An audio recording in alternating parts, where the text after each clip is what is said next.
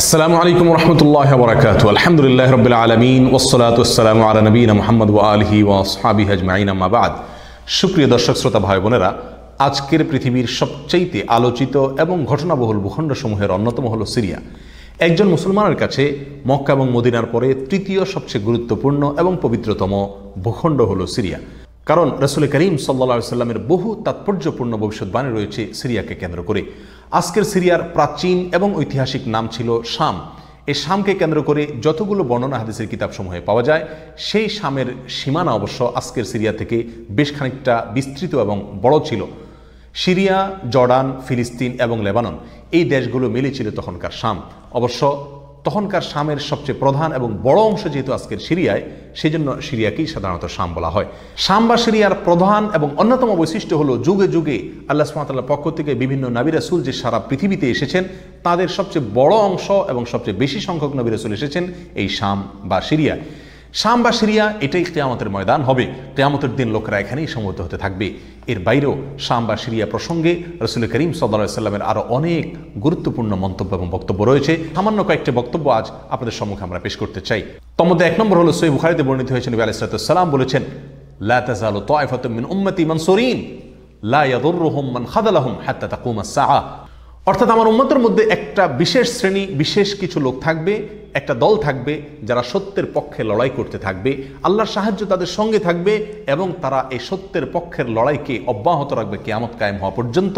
তাদেরকে যারা পর্যদস্ত করতে চায়, অপমান করতে চায়, ক্ষতি করতে চায়, তাদের কেউই তাদের কোনো ক্ষতি করতে পারবে না।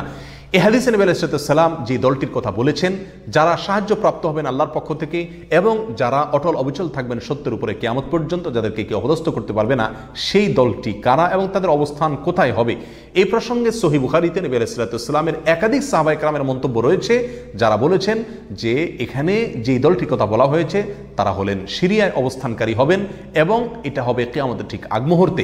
তাবরানীর এক বর্ণনা, নবী আলাইহিস সালাম নিজেও বলেছেন আল্লাহ সাহায্যপ্রাপ্ত সেই দলটি থাকবে সিরিয়ায় বা শামে।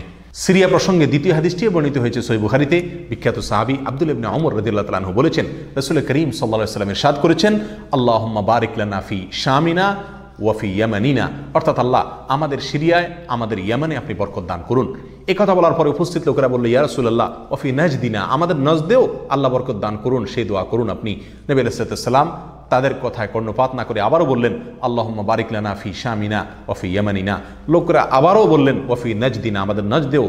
নবী আলাইহিস সালাম তখনও একই কথার পুনরাবৃত্তি করলেন এবং পরিশেষে বললেন, নাজদ সেই জায়গায় তো ফেতনা ফাসাদ হবে, সেখানে তো হত্যা মারামারি খুনাখুনি হবে, সেখানে তো ভূমিকম্প দেখা দিবে এবং সেখান থেকে তো শয়তানের শিং উত্থিত হবে, সেখান থেকে তো শয়তানের শিংয়ের আবির্ভাব ঘটবে, বের হবে। এখানে নাজদ বলতে কোন এলাকাকে বোঝানো হয়েছে, এই প্রসঙ্গে মুহাদ্দিসিনে কেরামের বেশিরভাগের মন্তব্য হলো নাজদ বলতে ইরাককে বোঝানো হয়েছে। নাজদ বলা হয় উঁচু অঞ্চলকে, আরবের বিভিন্ন অঞ্চলকে নাজদ বলা হয়। হেজাজ এটাকেও নাজদ বলা হয়, যেটা সৌদি আরবের ভিতরে, আর ইরাককেও নাজদ বলা হয়। সহিহ বুখারীর বিশ্ববিখ্যাত ব্যাখ্যাতা আল্লামা কিরমানী রাহিমাহুল্লাহ এবং আল্লামা খাত্তাবী রাহিমাহুল্লাহ এবং আল্লামা ইবনে আব্দুল বার রাহিমাহুল্লাহ সহ অনেক বড় বড় মুহাদ্দিসিনে কেরাম এবং হাদিসবিদগণ মন্তব্য করেছেন যে হাদিসের শেষ অংশে নবী আলাইহিস সালাম যে নাজদ প্রসঙ্গে মন্তব্য করেছেন, সেখানে নাজদ বলতে ইরাককে বোঝানো হয়েছে। হাদিসের সবচেয়ে বড় সমাহার কানজুল উম্মালে আবু নাঈমে বর্ণিত নবী আলাইহিস সালামের এক হাদিসে পরিষ্কারভাবে নবী আলাইহিস সালাম নিজেই বলে দিয়েছেন এখানে নাজদ বলতে ইরাককে বোঝানো হয়েছে। যাই হোক, এই হাদিস থেকে আমরা বুঝতে পারলাম বরকত নবী আলাইহিস সালাম চেয়েছেন আল্লাহর কাছ থেকে এই শাম বা সিরিয়ার জন্য। তাহলে এই শাম বা সিরিয়া এটা গুরুত্বপূর্ণ একটি জায়গা এবং নবী আলাইহিস সালামের কাছে খুবই প্রিয়, আল্লাহর কাছে খুবই তাৎপর্যপূর্ণ একটি ভূখণ্ড। তৃতীয়ত যে হাদিসটি আমরা এই প্রসঙ্গে পেশ করতে চাই, সেটি বর্ণিত হয়েছে সুনানে আবু দাউদে এবং মুসনাদে আহমদে। নবী আলাইহিস সালাম থেকে বর্ণনা করেছেন আব্দুল্লাহ ইবনে হাওয়ালা রাদিয়াল্লাহু তাআলা আনহু, তিনি বলেন যে রাসূল করিম সাল্লাল্লাহু আলাইহি ওয়াসাল্লাম আমাকে বলেছেন, দেখো যখন তুমি দেখবে যে খেলাফত পবিত্র ভূমিতে অবতরণ করেছে, নেমেছে, এসেছে, প্রতিষ্ঠিত হয়েছে, তখন তুমি ধরে নিবে যে কিয়ামত খুবই সন্নিকটে এসে গেছে। এ হাদিসে নবী আলাইহিস সালাম পবিত্র ভূমিতে যে খেলাফত অবতরণ করলে কিয়ামত নিকটবর্তী এটা বোঝা যাবে বলেছেন। এখানে পবিত্র ভূমি বলতে তিনি কি বুঝিয়েছেন, এই ব্যাখ্যা প্রসঙ্গে প্রায় সকল মুহাদ্দিসিনে কেরামের অভিমত হলো নবী আলাইহিস সালাম এখানে সিরিয়াকে বুঝিয়েছেন। আগে এবং পরের আলোচনাকে পর্যালোচনা করলে সেটাই পরিষ্কার হয়ে যায়। সিরিয়া প্রসঙ্গে চতুর্থ যে হাদিসটি আমরা পেশ করতে চাই, সেটি সুনান তিরমিজিতে বর্ণিত হয়েছে। সেই হাদিস থেকে বোঝা যায় নবী আলাইহিস সালাম সিরিয়াকে গোটা মুসলিম বিশ্বের জন্য হৃৎপিণ্ড হিসেবে অভিহিত করেছেন, মন্তব্য করেছেন। তিনি বলেছেন, সিরিয়ার লোকেরা যখন খারাপ হয়ে যাবে, মন্দ এবং খারাপ দিক যখন সিরিয়ার লোকদেরকে গ্রাস করবে, ছেয়ে যাবে, তখন তোমরা ধরে নিবে পৃথিবীর কোনো জায়গায় আর কোনো ভূখণ্ডে মুসলমানদের মধ্যে আর কোনো কল্যাণ অবশিষ্ট নেই। অর্থাৎ হৃৎপিণ্ডের মতো সিরিয়ার মানুষের মধ্যে যখন পচন ধরবে তখন গোটা দেহে, গোটা মুসলিম বিশ্বের মধ্যেই পচন তার আগেই ধরে গেছে, এটা পরিষ্কারভাবে বোঝা যাবে। এ হাদিস থেকেও সিরিয়া অত্যন্ত গুরুত্বপূর্ণ ভূখণ্ড, সেটা পরিষ্কারভাবে আমরা বুঝতে পারি। সিরিয়া প্রসঙ্গে 5 নম্বর হাদিসটি বর্ণনা করেছেন আবু হুরায়রা রাদিয়াল্লাহু তাআলা আনহু, আর এটি বর্ণিত হয়েছে সুনান ইবনে মাজাহ।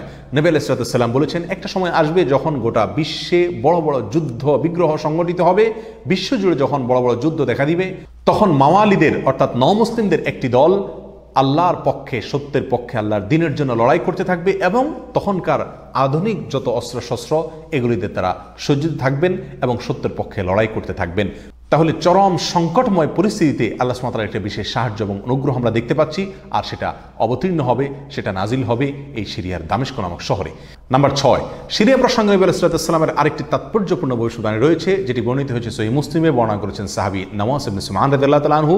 তিনি বলেছেন, নবী আলাইহিস সালাম একবার দাজ্জাল প্রসঙ্গে দীর্ঘ এবং বিশদ আলোচনা করলেন। একটা পর্যায়ে এসে তিনি বললেন, কিয়ামতের পূর্বে আল্লাহর নবী ঈসা আলাইহিস সালাম যে আসমান থেকে অবতরণ করবেন পৃথিবীতে, তিনি অবতরণ করবেন মূলত সিরিয়ার দামেস্ক নামক শহরের, বর্তমান যে রাজধানী সেই দামেস্ক শহরের পূর্ব অঞ্চলের একটি উঁচু এবং সাদা মিনারায় তিনি অবতরণ করে দুনিয়াতে আসবেন।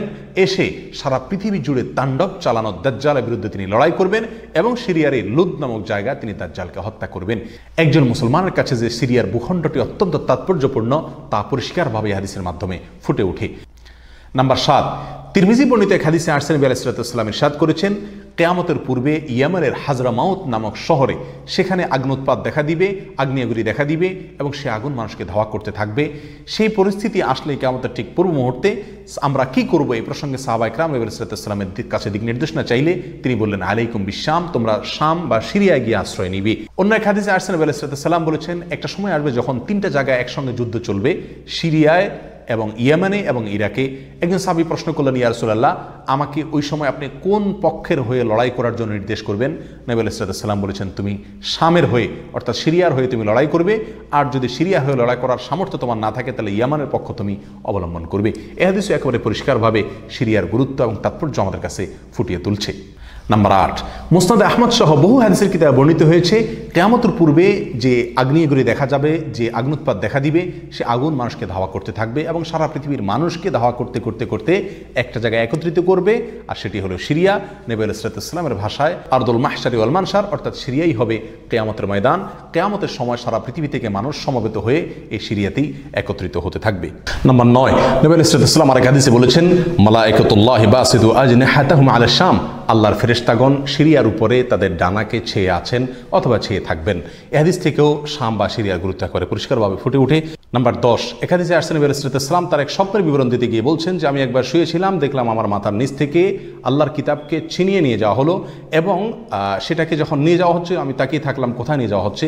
দেখলাম যে একটা আলোক রশ্মি চলে যাচ্ছে এবং যেতে যেতে সিরিয়ার ভূমি পর্যন্ত সেটা চলে গেল এবং সেখানে গিয়ে অবতরণ করলো।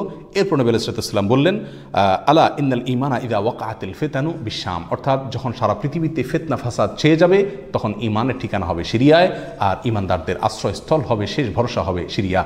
সম্মানিত ভাই বন্ধুগণ, এই হাদিসগুলো থেকে পরিষ্কারভাবে ফুটে উঠলো যে মক্কা মদিনার চাইতেও ঘটনা বহুল হবে কিয়ামতের পূর্ব মুহূর্তে শাম বা সিরিয়া নামক ভূখণ্ড। আর সেই শাম এবং সিরিয়াতে আজকে জুলুমের স্টিম রোলার চলছে। সারা পৃথিবীর সবচাইতে বড় কসাইখানায় পরিণত হয়েছে শাম বা সিরিয়া। এখানকার নিরীহ নারী, পুরুষ, শিশু, সাধারণ মানুষ আজ তাদের রক্ত সম্পূর্ণ হালাল মনে করা হচ্ছে। ত্রিমুখী বা চতুর্মুখী লড়াইয়ে আজ সেখানকার মানুষ বলির পাঁঠা হয়ে গেছে। সারা পৃথিবীর সবচেয়ে বড় কসাইখানায় পরিণত হয়েছে। সেখানকার নারী, পুরুষ, সাধারণ মানুষ সকলের আর্তনাদে আকাশ বাতাস ভারী হয়ে উঠছে। জালেম অত্যাচারীদের জুলুমে সেখানে রক্তের গঙ্গা, রক্তের বন্যা আজকে বয়ে চলেছে। আল্লাহ সুবহানাহু ওয়া তাআলা আমাদেরকে ক্ষমা করুন। আমাদের অক্ষমতা, আমাদের অপারগতা, আমাদের অলসতা, আমাদের উদাসীনতা, আমাদের দায়িত্বহীনতা এর জন্য না যেন আল্লাহর গজব আমাদের উপরে, আল্লাহর আযাব না যেন আমাদের উপরে নাজিল হয়। আজ সারা বিশ্ব বিবেক নীরব হয়ে আছে। মুসলিম বিশ্ব পর্যন্ত নীরব দর্শকের ভূমিকা পালন করছে। আপনার আমার মতো সাধারণ মানুষ আজকের বিশ্ব ব্যবস্থা আমাদের হাত পাকে একরকম বেঁধে রেখেছে। আমরা তাদের পাশেও দাঁড়াতে পারছি না। অতএব কমপক্ষে আল্লাহর কাছে দোয়া করি, আল্লাহ আমাদের অক্ষমতাকে ক্ষমা করুন, আল্লাহ তাদের সাহায্য করুন, তাদের সহযোগিতা করুন। জালেমদের কালো হাতগুলোকে আল্লাহ সুবহানাহু ওয়া তাআলা ভেঙে চুরে চুরমার করে দিন। প্রিয় বন্ধুগণ, নিরাশ হওয়ার কোনো কারণ নেই। সিরিয়ার মানুষদের দিয়ে আল্লাহ সুবহানাহু ওয়া তাআলা অনেক বড় খেদমত নেবেন। হয়তো তাদের পরীক্ষা চলছে, আল্লাহর সাহায্য ইনশাআল্লাহ অচিরেই আসবে। আল্লাহর সাহায্য তাদের সঙ্গে আসুক এবং সকল প্রকার জালিমদেরকে আল্লাহ সুবহানাহু ওয়া তাআলা ধ্বংস করুন, সেই দোয়া আল্লাহ সুবহানাহু ওয়া তাআলার কাছে আমরা রাখি। ওয়া আখিরু দাওয়ানা আলহামদুলিল্লাহি রাব্বিল আলামিন। ওয়াসসালামু আলাইকুম ওয়া রাহমাতুল্লাহি ওয়া বারাকাতুহু।